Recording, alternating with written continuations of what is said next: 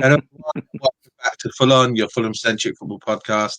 Joining me this week as we review the Fulham Palace game, my co-host Drew. How are we doing, Drew? Doing well, Ash. You okay, mate? Yeah, not too bad. And AJ, how you doing, buddy?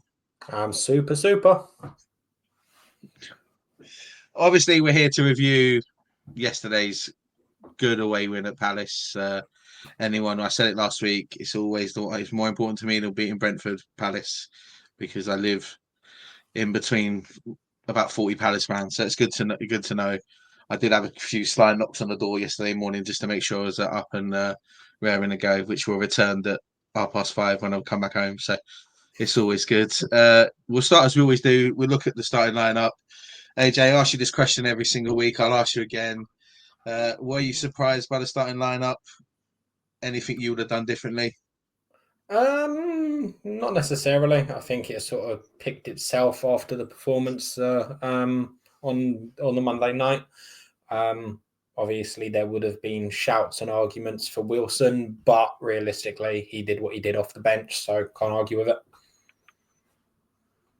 Yeah, I think we'll come back and talk about Harry Wilson because I think he cemented that argument for a lot of people, and I know there'll be some questions about it afterwards.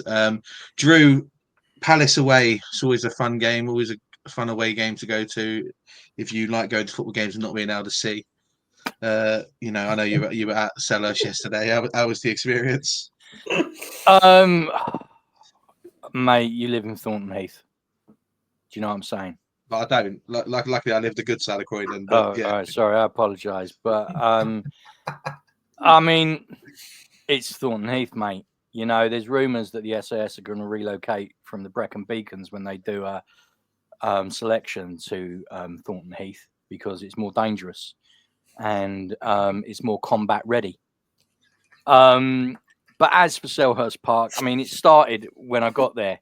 One queue for the away fans, and then someone, amongst the Selhurst Park staff woke up and realised they laid out a load of, the temporary railings for another queue. So that was before we got into the ground. And then during the minute's silence, some absolute spanner, decided to leave their CD of 60s soul music compilation playing out in the concession area while the 60-second minute silence was being played to the background of Sam Cooke. I mean, way to go, Palace. Yeah, way to go. You know what I mean? No wonder your team is utter tripe because you can't even sort that out. A minute's silence and you think you're going to put on, your greatest soul hits compilation CD. I mean, but anyway, that's before the football started. Yeah, and as for the Arthur Wade ground, anyone who hasn't been to Palace, any Fulham fan that hasn't been to Palace, it's a nightmare to get to. And then just imagine, right, watching football. Right, I'll tell you what you do. You go to your front door, look through the letterbox, Look through the letterbox and then imagine watching football through that, because that's what it's like watching football from the Arthur Wade stand. They've been in the Premier League 10 years. If I was Palace fans, I'd be wanting to know where the money's gone, because it sure as hell hasn't gone on that ground and it hasn't gone on the fan experience. Yeah, that's it. Basically it. That's basically it. And the Arthur Wade stand has actually got Palace fans in it. You know, I've got a lot of sympathy for Palace fans because they've probably been through it over the years. But I'm sorry, but their club is taking the piss out of them. Because, we can moan about some restricted views at the Cottage, but the Arthur Wade.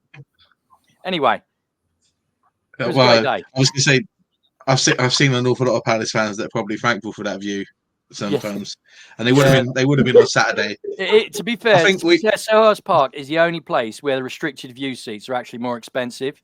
Yeah. But no, you think I'm joking? Okay. Because what it does, it stops you having to watch the game, and it gives you cover when you're sneaking out. It works both ways. It works both ways. So you got fly Eagles fly. For the Sam Cooke or not? Sorry, mate. Do you pay extra for the Sam Cooke or not? I think they threw that in. You know what I mean? For making us queue up unnecessarily and only telling Fulham fans about one bloody queue line. Anyway, let's get on with talking about the games, lads. I think yesterday we all, when we spoke about this game preview, we were all slightly worried that there might be a little bit of a hangover for Monday night. We don't usually see two very solid Fulham performances in a row, especially not in a week, especially not two London derbies in a row. But I will say, before we even talk about the game, we were absolutely superb again yesterday. I know Palace have got a lot of injury issues. I know that they're missing their two best players, but my God, we were excellent again yesterday. There's still some talking to do about our finishing, and I know we'll get to that in a minute, but absolutely superb once again.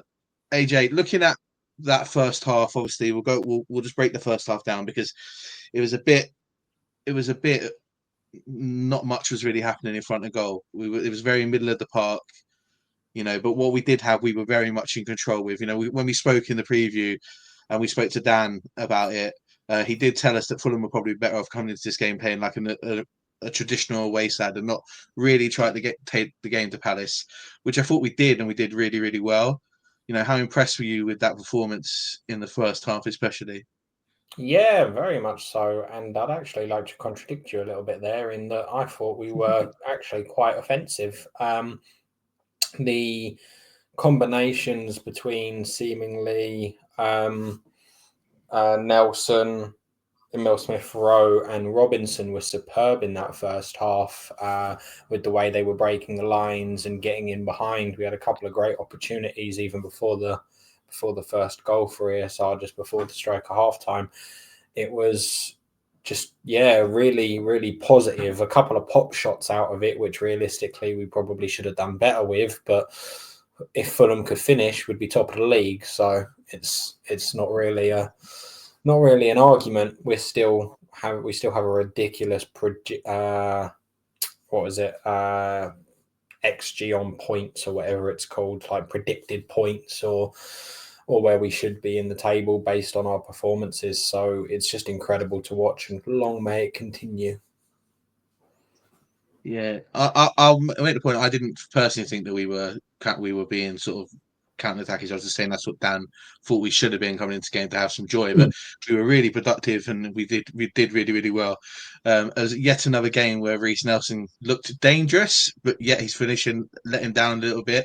Drew, you were one of those, including myself, who was shouting for Reece Nelson to get some more game time. How have you felt the last two games of him starting and playing, and his output and what he's producing? I think he's excellent. I no disrespect to Fulham, but he looks like an Arsenal player. He wouldn't look out of place in that team. We had a lot of joy down their right hand side because Kamada, who ended up getting himself sent off, is, my understanding from Palace fans, is a natural central midfielder. That's where he prefers to play. And consequently, we were getting an overload on the Crystal Palace right, which was our left. But going back to Nelson, he completely justified his selection. And those of you that have been watching this podcast previously know that I've been a massive fan of Traore. But I do not think in any way, shape or form that we've lost anything by Nelson coming on. And ironically enough, and I'm sure we'll get on to Traore when we start talking about the goals and the goals that weren't allowed, he looked quite lively when he came on. Looked fresher as well. So I think that changing it up and moving Iwobi to the right and bringing in Nelson worked a treat. I echo what a lot of Fulham fans are talking about on Twitter. If we make one signing in January, I hope it's converting Reece Nelson to a permanent transfer. I really do. Yeah, I think that says it all, really, in terms of how we feel about the way he's been playing. I think he's been absolutely superb. He almost fits in too well at the moment, in the sense that his finishing's letting him down a little bit. But he's not there to be the one to score the goals. He's there to be the one to set them up. So we can't really complain too much about that. And his link-up play with Emil Smith Rowe and Iwobi is really, really good, as we should expect. We don't really want to talk too much about them out loud because every time someone mentions any of their names, an Arsenal fan somewhere wakes up. So we don't really want to, be blowing too much smoke up their asses because, Arsenal fans will do that enough as it is. Because apparently the Hale End boys, I don't know if you guys realised, but the fact that 2 permanently play for Fulham means fuck all. But hey, before we talk about our goal and going 1-0 up. Let's talk about the moment where we almost conceded. There was Palace didn't really offer loads and loads going forward, but there was this one moment where they did almost score. Ball was put into the box. Calvin Bassey managed to get a slight hit on it, which probably took the ball into the Palace players where he had a shot. Leno got a decent hand to it, and then obviously it was cleared off the line by Joachim Andersen. AJ, Joe, we were always really super excited about him coming back and being a Fulham player. And I think yesterday his awareness on the pitch was superb, especially going back and playing against Palace. But just how important do you think that moment was in terms of the balance of the game and play before we then obviously went on and scored?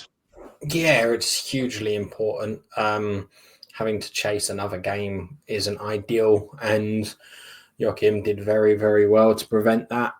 Also, credit to Leno for getting a very solid hand to it, which slowed it down enough for Joachim to get to and clear the line. All in all, despite the mistakes to let that opportunity happen, they did very well in cleaning it up. Yeah, I don't really think there's much more to say about it than that. It was really, really good defensive work. I know that, sometimes balls squirm in like that, but, Fulham last year, Fulham the year before, that would have gone in. And no matter how assertive we look in and how good and comfortable we look, that would almost be game over for us. But, subsequently, it wasn't.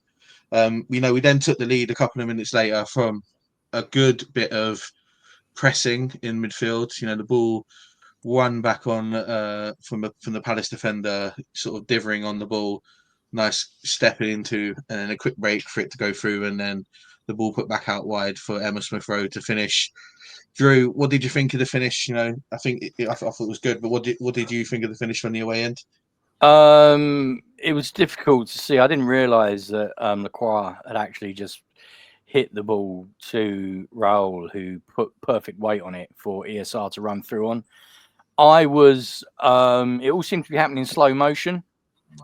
And I was worried that ESR hadn't hit it as true and as low into the corner. I'm not sure their keeper will look back on it fondly, but we deserved it. Ironically, it came from a mistake by probably Palace's best defender. And I know that might have been a low bar on the day, but it was that sort of game. I mean, AJ's already talked about the goal we nearly conceded, and I genuinely thought the longer it went on, it was concerning me that we hadn't gone 1-0 up. And I thought, I was thinking to myself, because I was down the Fulham end, or the Sainsbury's end as they call it at Palace. I was thinking to myself, the only way Palace get into this is if we make a mistake, and as already AJ alluded to, we nearly did, which let them in. But then, funnily enough, our goal comes from a Palace mistake, and it was no more than we deserved, and it came at the right time as well, just before half time. So yeah, but ESR, his first away goal, he deserved it because I thought he was excellent yesterday. I mean, they were all good, but I thought he was really, really good. So yeah, I was pleased. I was pleased with it. No more than we deserved. Yeah, and then obviously I feel like the second half we can pretty much sum up with very much like the Brentford game on Monday night. Palace didn't really offer loads going forwards, but we had a load of opportunities. Obviously, we have 2 disallowed goals and another goal to talk about, and we'll break into that now. Let's talk about that offside goal for Emma Smith Rowe. I think it's a great bit of work by us. The ball goes out to Iwobi, who puts a really nice ball into the park. They were joking around after the game that if he hadn't been hitting the gym and had his chest swollen up, he probably would have been onside. But for me, I saw 3 replays of that on the screens at the game, and he looked onside every single time. It's super close to me. For me, this is where VAR gets really contentious and people don't like it because it's so close.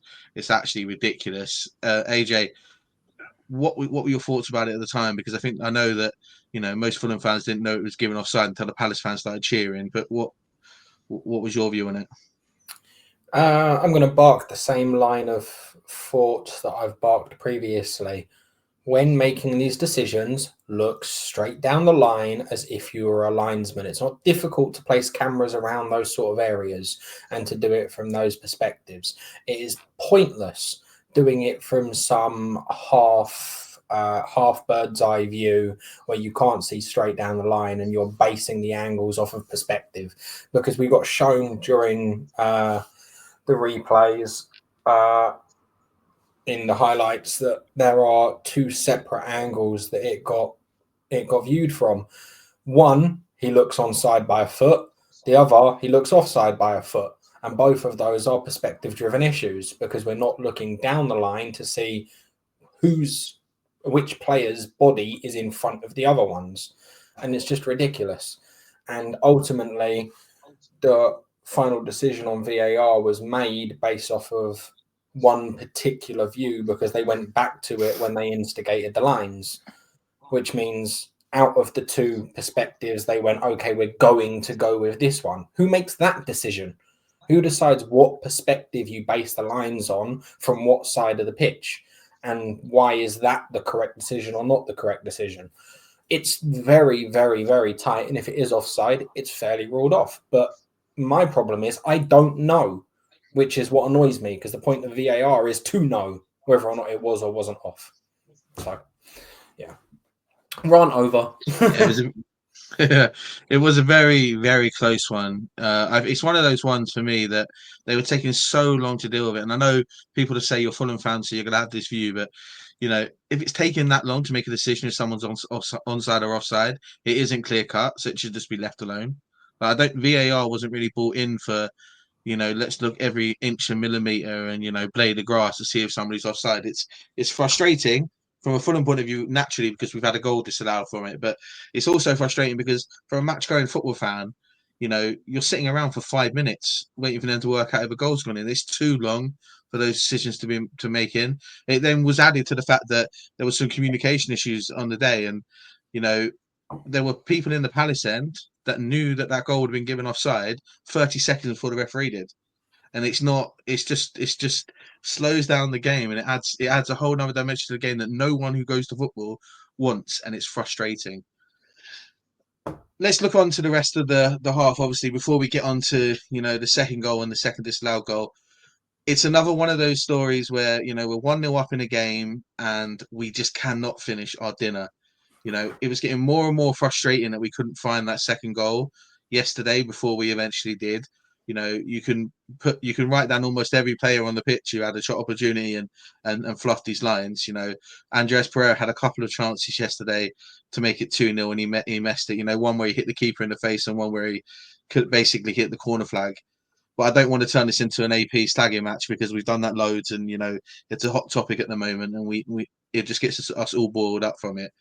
Drew, before we went and got the second goal, how frustrating was it that we just didn't seem to be able to score? And being a Fulham fan, how much is it sort of weighing in your mind that Palace have done nothing in the second half, but they're going to go score in a minute because we can't get this second goal? I was less concerned about Palace than I was about Brentford, because we didn't seem to be having any luck against Brentford, and Brentford had obviously scored. Interestingly enough, I go back to what I've said previously on our chats. When Fulham are on top, they do not sell out enough in terms of going to score goals. This is a sort of game where if we had still had Carvalho, who excelled at running into the box or running ahead of the striker, we'd have scored a hatful. It was interesting that it wasn't until Wilson ran from deep, and tried to get ahead of Raul, that we penetrated their back line. I've said before, we need people to throw caution to the wind and just try and get into the box, run from deep, and obviously Wilson managed to get through twice. It's just it's just the nature of our play. I mean, Silva made reference to Carvalho when he was talking about him, that he was the sort of player that had a specific role, and his role was to break into the box from deep, and that's why he scored the goals he did. At the moment, the only one that you can see really doing that is probably Wilson when he comes in from wide. I thought it was interesting, and we did talk about this the other day, that when they went down to 10 men, we brought Kenny on because it was quite clear. It was quite clear that Silva wanted to move them around and have more control of the midfield. Because we've talked about how well Kenny retains the ball and how he is probably still our best pure passer. But yeah, I mean, I can't say I was worried. But against better teams, that will cost us. I mean, you know, it's cost us against Everton. We talked about that when we were comfortably 1-0 up, and then we retreated. You boys were at West Ham. You know, we mismanaged the game then, and arguably, if we'd have sold out more to attack, because West Ham really didn't offer much. So, I mean, it was frustrating, but I wasn't worried per se, because I always felt that we were in control. But you can see where we're gonna come unstuck. You can see where we're going to come unstuck. Because I think Raul's excellent, but there's so many times he picks up intelligent positions, and I'm sitting there thinking, you should be in the box. Someone else should be doing that, you know. But yeah, I mean, it's what we. I mean, overall, you can't quibble. And if it had been 4-0, I don't think Palace could have complained. No, I don't think they could either.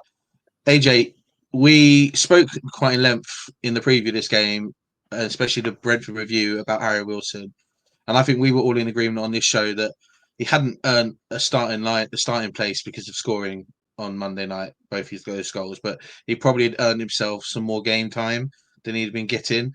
On Saturday, he comes on in the 82nd minute, and then obviously scores with his second touch, and a minute later.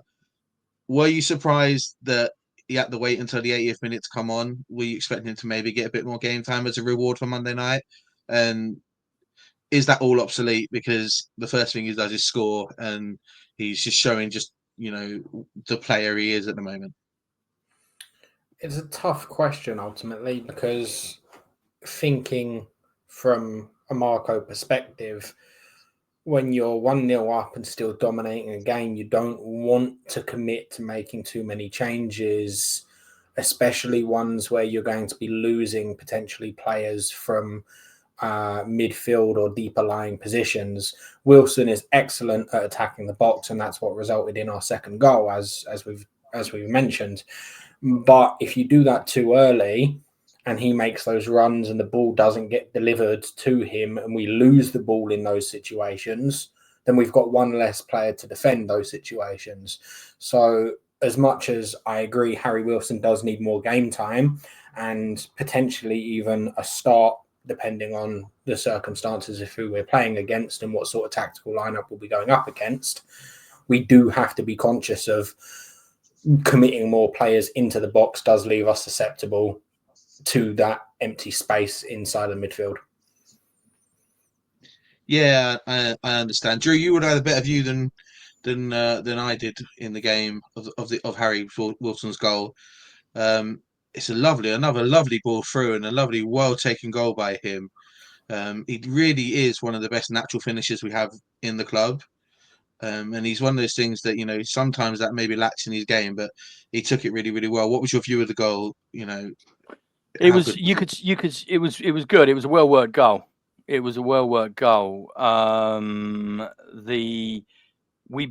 You have to say we benefited massively because Palace's midfield was just adrift. They had no leadership in there. Their positioning, the structure of midfield was awful, and no one was picking him up, which is why he got through so quickly again to score his second goal, which was disallowed. I mean, his movement was good.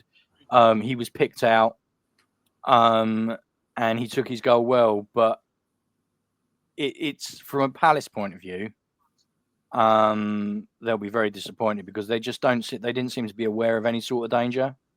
No one seemed to track him at all from midfield. Better teams will have a runner with him, but full credit to him. I mean, he was full of energy. He wanted to get into the box. He made a great run. He took his goal well. From a Fulham point of view, you can't complain. I mean, at the end of the day, the ball ended up in the back of the net.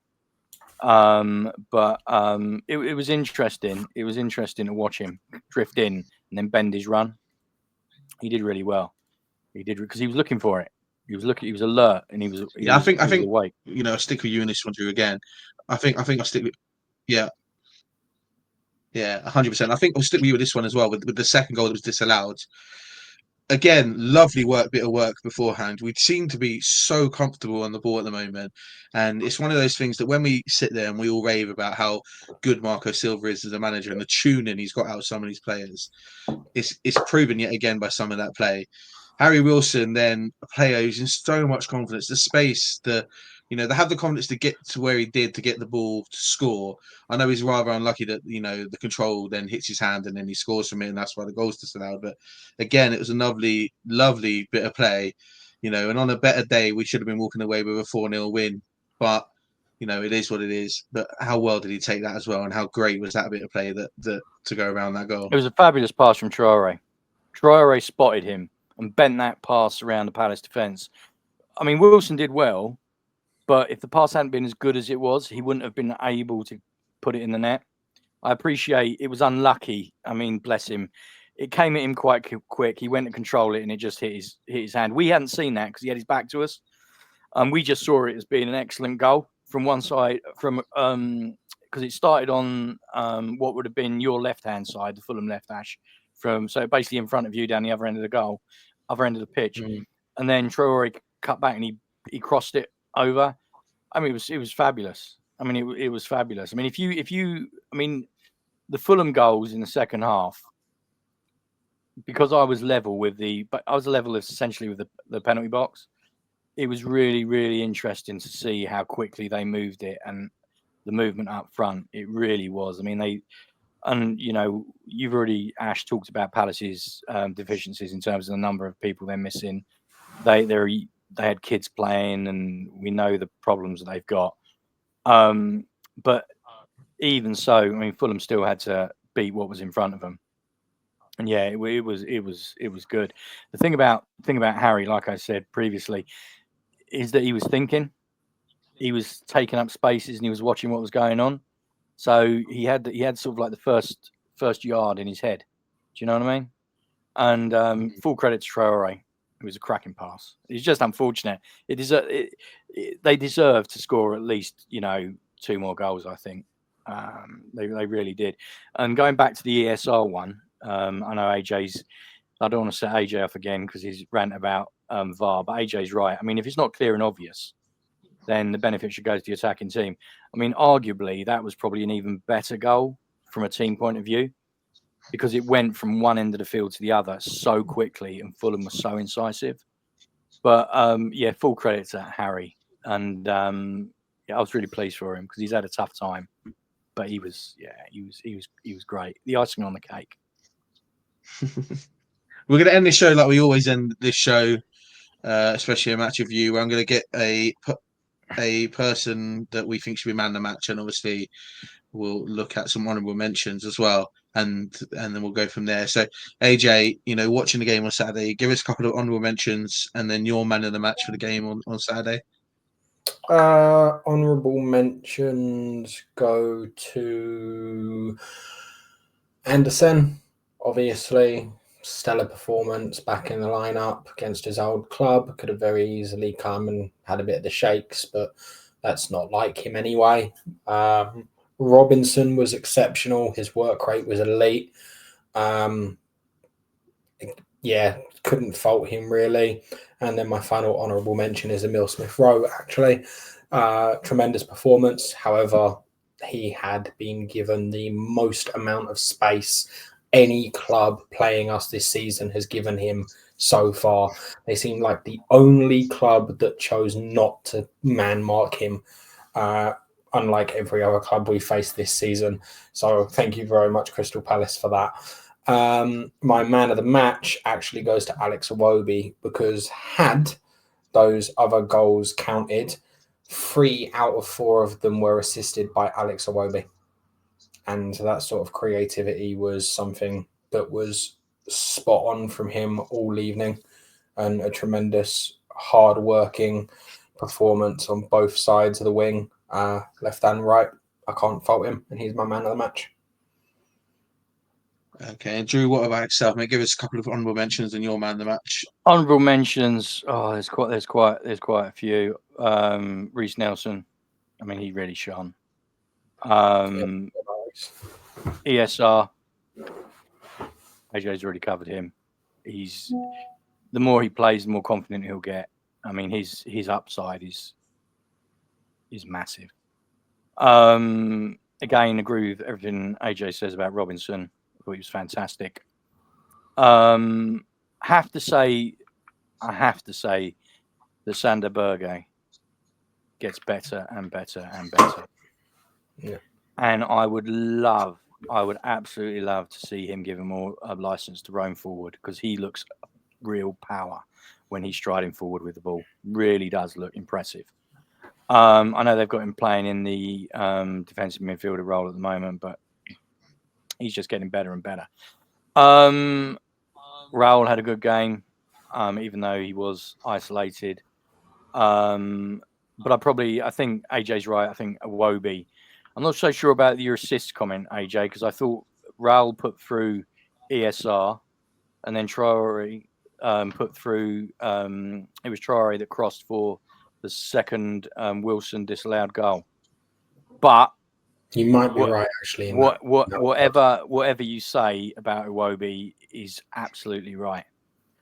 I mean, I've been banging the drum for Iwobi to play more central, because I just think the more he's on the ball, the more good things that happen. I mean, people that have watched us before on this pod know that I'm all for putting Iwobi in the Pereira position, because I just think that he gets a lot of stick off opposing teams and opposing fans. Oh, he's rubbish. But when he is playing well, we tend to play well. And yesterday he was excellent. He really, really was. But yeah, so he would be. I've got to go with. I think AJ's hit the nail on the head here. To be fair to him, I really do. But there was a lot of good performances. A lot of good performances out there, Ash. Yeah, I think for me, I agree fully with everyone you've mentioned. I myself was going to bang the drum for Sander Berge, because I thought he was outstanding again. He is. He's getting better and better and better and better. You can see that the confidence in him is growing week and week and week. And we know, we comment on it all the time. It's Marco Silva's absolute golden spot, isn't it? It's getting the confidence back in players so we get the best out of them. And on that, Alex Iwobi's man of the match, easy. He's looking like the player that Everton was sold, not the player that Everton sold. He's been absolutely outstanding. He's great for the team. He's great for team morale. He's great on the pitch. He's absolutely just the vibes master at the moment, isn't it? And we can't argue with that. And he was absolutely outstanding on Saturday. So yeah, happily give him man of the match. He fully deserves it. If he wants to bring out a whole rap album, that's absolutely fine. Get the lads on your TikToks doing stupid stuff. I don't care, because it's working, and I absolutely love him for it, and it's absolutely deserved. Guys, thank you very much for joining me for the review. There is no Fulham this weekend, obviously international break coming up. We'll look to try and get an episode in for Friday. We'll probably review the season so far and look at what we've done well and what we might need to improve on. We'll look at some stuff, especially going into a busy Christmas period. I'm going to do some shameless plugging, if I may. We have opened up a store now on Spotify. So if you look on fulonpodcast.myspotify.com, you'll see the new Fulham Ful-on shop. We are selling a load of nice stuff. So Christmas is coming up. Have a look. You might see some gift ideas for people. There's a lot of designs that have been designed by all of us on the team to get out.